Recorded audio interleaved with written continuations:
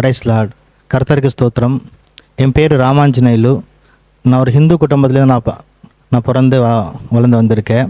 நான் வந்து ஆந்திரா ஸ்டேட்டில் நான் அனந்தபுரம் டிஸ்ட்ரிக்ட் பத்தலப்பள்ளி அப்படின்னு ஒரு வில்லேஜில் நான் பிறந்திருக்கிறேன். ஸோ நான் 2007 ஆண்டு வரைக்கும் எனக்கு வந்து இயேசு கிறிஸ்து அப்படின்னு யாருன்னு எனக்கு தெரியாது.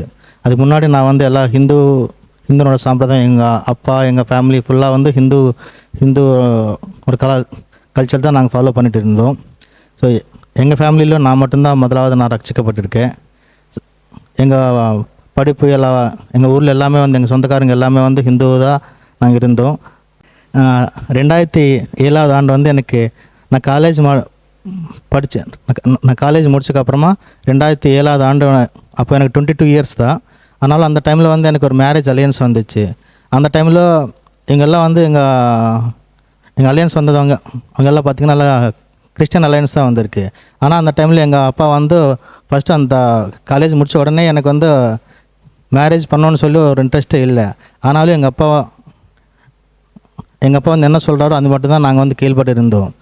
சார் அந்த டைமில் வந்து எங்கள் அப்பா வந்து கொஞ்சம் சரி எந்த மொத்தமான இல்லைனாலும் சார் பரவாயில்ல, இவங்க என்ன சொன்னாங்கன்னா, நீங்கள் வந்து பையன் மட்டும்தான் கிறிஸ்டியனாக மாறினா போதும், நீங்கள் எல்லாம் வந்து நீங்கள் உங்கள் இதை நீங்கள் கண்டினியூ பண்ணாலும் ஓகே அப்படின்னு தான் ஃபஸ்ட்டு சொன்னாங்க. ஆனால் நாங்கள் வந்து ஓகே அப்படின்னு சொல்லி ஃபஸ்ட்டு ஒத்துக்கிட்டோம். அதுக்கப்புறமா நான் காலேஜ் முடிச்சுட்டு நான் வந்து ஹைதராபாத்தில் ஒரு வேலை செஞ்சுட்டு இருக்கிறேன். ஸோ அங்கே வந்து வேலைக்கு அப்புறமா நான் இங்கே ஒரு மேரேஜ் அலையன்ஸ் இங்கே தான் வேப்பம்பட்டில் தான் அவங்க இருந்தாங்க. சரி இங்கே வந்தக்கப்புறமா ஏதாவது ஒரு ஜாப் கிடைக்கும் சென்னையில் அப்படின்னு சொல்லி நான் இங்கே ஒரு ஜாபுக்காக நான் இங்கே வந்தேன். இங்கே வந்தக்கப்புறமா 2008 எனக்கு மேரேஜ் ஆயிடுச்சு.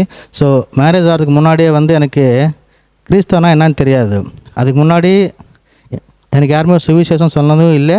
நாங்கள் வந்து ஒரு ஹிந்து குடும்பத்துலேருந்து அதே மாதிரி ஹிந்து கோவிலுக்கெல்லாம் போவோம். வருஷம் வந்து அங்கே ஆஞ்சநேயர் கோயிலுக்கு போவோம். அது மட்டும் இல்லாமல் அங்கே வந்து முஸ்லீம் கோயிலுக்கெல்லாம் நாங்கள் வருஷம் போவோம். ஸோ அந்த ஹிந்துவோட கலாச்சாரமெல்லாம் எங்களுக்கு தெரியும். அங்கே எங்கள் ஊரில் இருக்கிற ஒரு கோயிலுக்கு வந்து எங்கள் அப்பா தான் ஒரு பெரிய தலைவர் மாதிரி. எங்கள் அப்பா நாங்கள் வந்து முதல்ல வந்து அங்கே ஆடு வெட்டினா தான் அந்த வருஷம் வந்து கொஞ்சம் நல்லாயிருக்கும்னு சொல்லி நாங்கள்லாம் ஒரு பரம்பரை நாங்கள் வந்து நடத்திட்டு இருந்தோம்.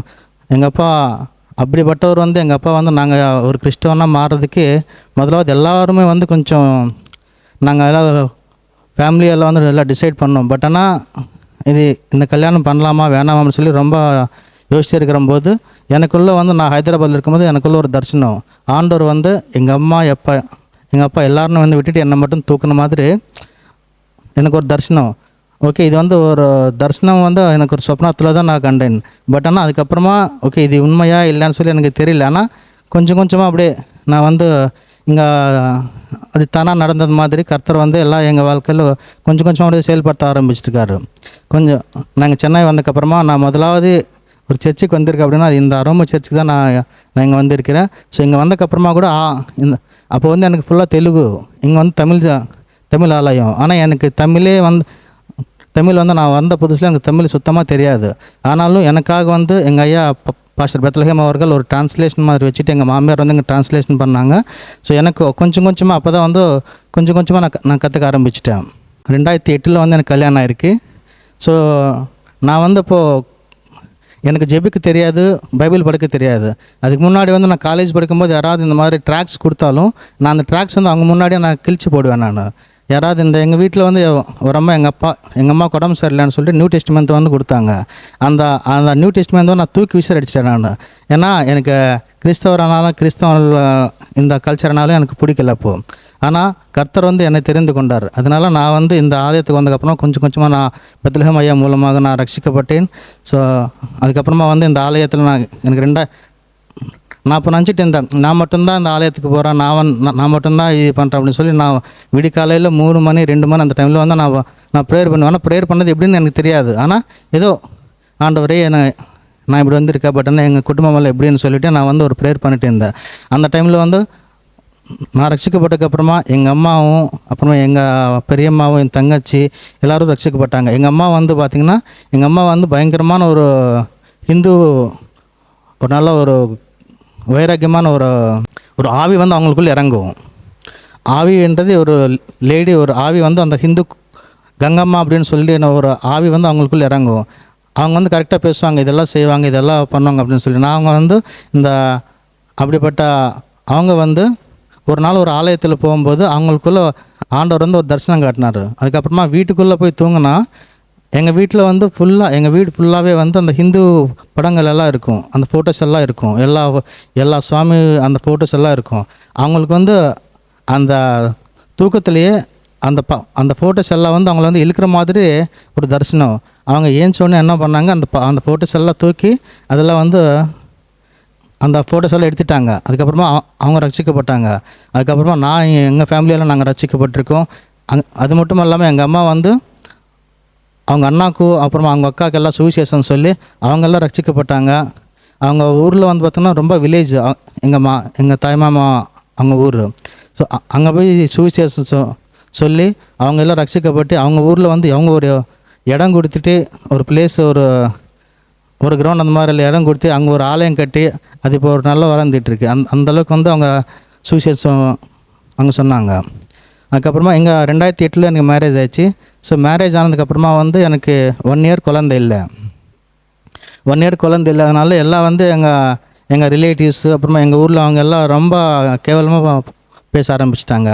இவங்கெல்லாம் வந்து கிறிஸ்துக்குள்ளே போனனால தான் உங்களுக்கு வந்து குழந்தை இல்லை. அது இல்லாமல் எங்கள் ஒய்ஃப் வந்து அந்த டைமில் கொஞ்சம் குண்டாக இருப்பாங்க. அதனால் உங்களுக்கு வந்து நார்மலாகவே கொஞ்சம் குண்டாக இருந்தால் உங்களுக்கு வந்து குழந்தை பிறகு, அதாவது நீங்கள் வந்து உங்கள் தேவனை விட்டுட்டு நீங்கள் மதம் மாறிட்டீங்க, நீங்கள் வந்து கிறிஸ்துக்குள்ளே போயிட்டீங்க, அதனால் அவங்களுக்கு வந்து குழந்தை பிறக்காது அப்படின்னு சொல்லி அவங்கெல்லாம் ரொம்ப ஒரு மாதிரிலாம் பேச ஆரம்பிச்சிட்டாங்க. அதனால் நாங்கள் என்ன பண்ணோம், இங்கே வந்ததுக்கப்புறமா வந்து எல்லாம் ஜெபிப்போம். ஆண்டவரே எங்களுக்கு வந்து நாங்கள் தான் கிறிஸ்தவனர் நாங்கள் இருக்கோம், நாங்கள் எங்கள் ஃபேமிலியில் கிறிஸ்தவன் அப்படின்னு சொல்லி பிறக்கிற ஒரு யாருமே இல்லை, நாங்கள் வந்து எல்லாம் நடுவில் தான் வந்திருக்கோம் அப்படின்னு சொல்லி நாங்கள் ரொம்ப ஜெபிச்சுட்டு இருக்கும்போது கரெக்டாக எங்கள் மேரேஜ் டே அன்றைக்கி பாஸ்டர் ஐயா பெத்லஹேம் ஐயா அவர்கள் வந்து எங்களுக்காக ஜெபிச்சாங்க. ஜெபிச்சு அந்த மாதமே வந்து நின்றுச்சு குழந்த. அது 2009 டிசம்பர் 17 எனக்கு ஒரு பையன் பிறந்தாங்க. ஒரு ஷாலம் அப்படின்னு சொல்லிட்டு, அது கூட தரிசனத்தோடு தான். அந்த பையன் பிறக்கிறதுக்கு ஒரு நாள் முன்னாடி வந்து தரிசனம் எனக்கு காட்டிட்டு இந்த மாதிரி ஷாலம் அப்படின்னு சொல்லிட்டு அந்த பையன் வந்து எனக்கு கர்த்தர் எனக்கு கொடுத்த ஒரு கிஃப்ட்டு. அது மட்டும் அல்ல, 2013 இன்னொரு பெண் குழந்தை எனக்கு பிறந்தாங்க. எனக்கு ஒரு பையன் ஒரு பொண்ணு. அது மட்டும் இல்லை, நான் இங்கே வந்ததுக்கப்புறமா வந்து எனக்கு தமிழ் சுத்தமாக எனக்கு தெரியாது. ஆனாலும் ஏதாவது ஒரு வேலை கிடைக்கணும்னு சொல்லி நான் 2007 இங்கே வந்தேன். ஸோ 2007 ரொம்ப கஷ்டப்பட்டுட்ருக்கேன். என் பையன் பிறந்தா ஒரு 2 டேஸ்க்கு அப்புறமாவே எனக்கு வந்து நான் ஒரு சின்ன கம்பெனியில் அம்பத்தூரில் நான் வேலை செஞ்சுட்டு இருந்தேன்.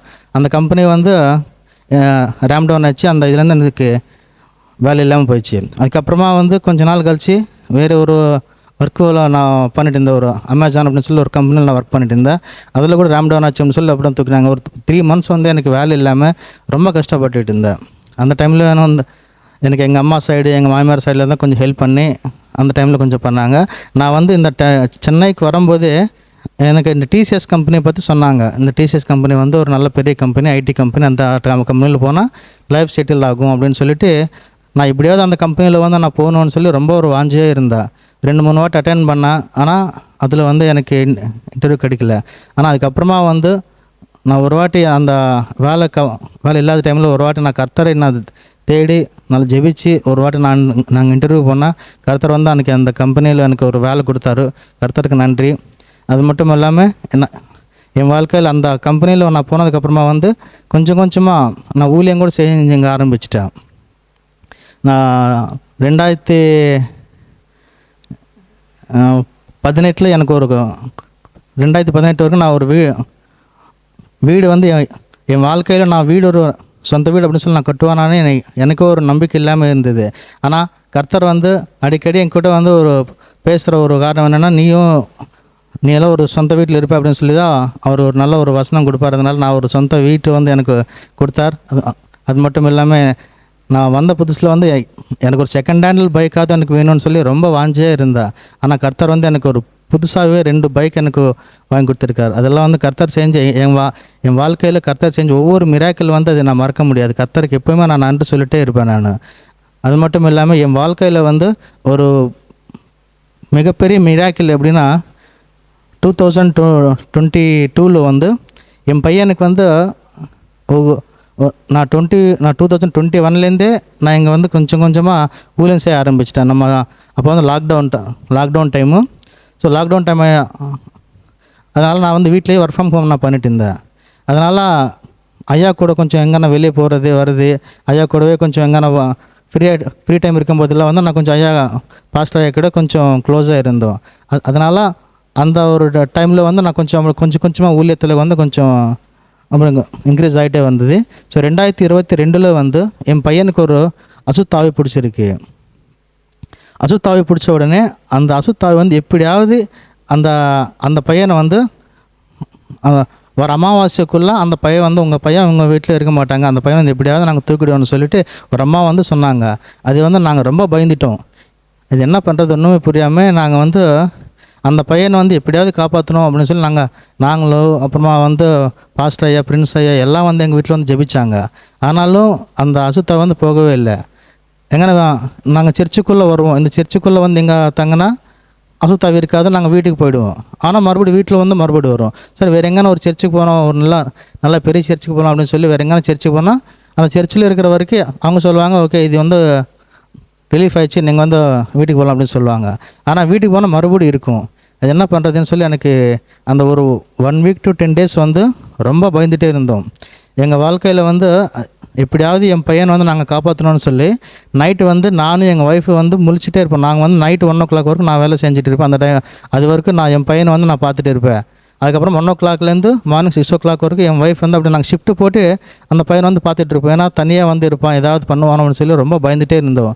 ஆனால் கர்த்தர் வந்து ஒரு பாஸ்டர் மூலமாக இந்த ஒரு நீங்கள் எங்கே போனாலும் இது வந்து விடுதலை ஆகாது, ஆனால் கர்த்தர் வந்து உங்கள் ஜெபத்தை அது எதிர்பார்த்து கொண்டு இருக்கிறார் அப்படின்னு சொல்லி அவர் சொன்னார். ஆகையால் நாங்கள் வந்து அந்த ஜெபமானது நானும் எங்கள் ஒய்ஃப் வந்து ஒரு சவாலோட ஒரு 1 hour கண்டிப்பாக வந்து நாங்கள் அதை ஜெபிச்சு அது ரொம்ப ஒரு எப்படியாவது விடுதலை ஆகணும்னு சொல்லிட்டு ரொம்ப பாஸ்டிங் போட்டு நாங்கள் ரொம்ப ஜெபித்தோம். அந்த ஜெபத்திலேயே வந்து அது விடுதலை ஆச்சு. சரி விடுதலை ஆச்சுன்னு சொல்லிட்டு மறுபடியும் நாங்கள் வந்து ட்ரை பண்ணோம். சரி ஓகே அது ரிலீஃப் ஆச்சுன்னு சொல்லி நாங்கள் நல்லா நன்றி சொல்லி கர்த்தருக்கு இருந்தோம். ஆனால் அந்த வருஷத்துலேயே மறுபடியும் 2 வாட்டி வந்துச்சு. என்னாண்டு வர இது மறுபடியும் திரும்பி வருது, இதுக்காக நாங்கள் என்ன பண்ணுறது அப்படின்னு சொல்லி நாங்கள் ரொம்ப பயத்திலே இருந்தோம். ஆனால் எங்களுக்குள்ளே வந்து ஒரு விசுவாசம், கர்த்தர் வந்து கண்டிப்பாக விடுதலை ஆக்குவார். ஏன்னா நாங்கள் வந்து மனுஷன் நம்பலை, கர்த்தர் மட்டும்தான் நம்பி இருக்கிறோம். அவரை வந்து நம்புறவனுக்கு ஒருபோதும் அவர் கைவிட மாட்டார் அப்படின்னு சொல்லி நாங்கள் வந்து ஒரு விசுவாசத்தோடு இருந்தோம். ஆனால் 2022 டிசம்பர் மாதம் ஒரு வாட்டி வந்துச்சு. அதுக்கப்புறமா வந்து நாங்கள் அன்னைக்கு கூட வந்து எல்லாம் ஜெபித்தோம். ஐயா பாஸ்டர் ஐயா எல்லாம் வந்தாங்க, ஜெபிச்சாங்க, அதோட ரிலீஸ் ஆயிடுச்சு. அதுக்கப்புறமா வந்து எங்கள் வீட்டில் அது வரவே இல்லை. ஏனென்றால் கர்த்தர் வந்து எங்கள் வீட்டில் அதிகமான ஒரு மிராக்கிள் செஞ்சது வந்து அந்த டைமில் தான். அதுக்கப்புறமா 2003 இது வரைக்கும் வந்து அது வரவே இல்லை. கர்த்தருக்கு நன்றி.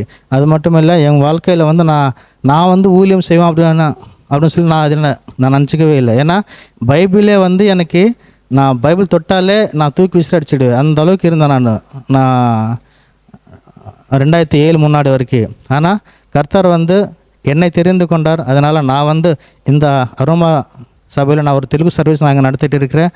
நான் வந்து கொஞ்சமாக ஊழியத்தில் நான் வந்து வளர்ந்துட்டே இருக்கிறேன். அதெல்லாம் வந்து எங்களுக்கு கொடுத்துருக்கிற ஒரு பெரிய கிருபை. ஏன்னா கர்த்தரே இங்கே இருக்கிற பாஸ்டர் பிரின்ஸ் அவர்களும் பாஸ்டர் பெத்லஹேம் அவர்களும் எங்களுக்கு வந்து ரொம்ப ஹெல்ப் பண்ணாங்க அந்த விஷயத்தில். அது மட்டும் இல்லை, எங்களை வந்து வழி நடத்துறது எப்படி, உங்கள் வழி, நானே சத்தியம், நானே ஜீவன் அப்படின்னு சொல்லியிருக்கிறாரா. அதே போல் எங்கள் வாழ்க்கை ஃபுல்லாக வந்து நானும் எங்கள் வீட்டாரும் எல்லோரும் எப்போவுமே கர்த்தரையே நாங்கள் சேவிப்போம் அப்படின்னு சொல்லி ஒரு விசுவாசத்தோடு நாங்கள் இருக்கிறோம். கர்த்தருக்கு நன்றி. தேங்க்யூ. Praise the Lord. கர்த்தர் நல்லவர். கர்த்தருடைய நாமத்திற்கு கோடி ஸ்தோத்திரங்கள் உண்டாயிருப்பதாக. இந்த சகோதரனுடைய சாட்சி உங்கள் அனைவருக்கும் மிகவும் பயனுள்ளதாக இருந்திருக்கும் என்று நான் நம்புகிறேன். கர்த்தர் உங்களை ஆசீர்வதிப்பாராக. தொடர்ந்து இப்படிப்பட்ட சாட்சிகளை நீங்கள் கேட்பதற்கு ஜெகவானிசி சேனலை சப்ஸ்கிரைப் செய்து எங்கள் ஊழியத்தோடு கூட நீங்கள் இணைந்திருங்கள். கர்த்தர் உங்களை ஆசீர்வதிப்பாராக. தொடர்ந்து இப்படிப்பட்ட அநேக சாட்சிகளை நீங்கள் கேட்பதற்கு அது உங்களுக்கு உதவியாக இருக்கும். God bless you. God bless you.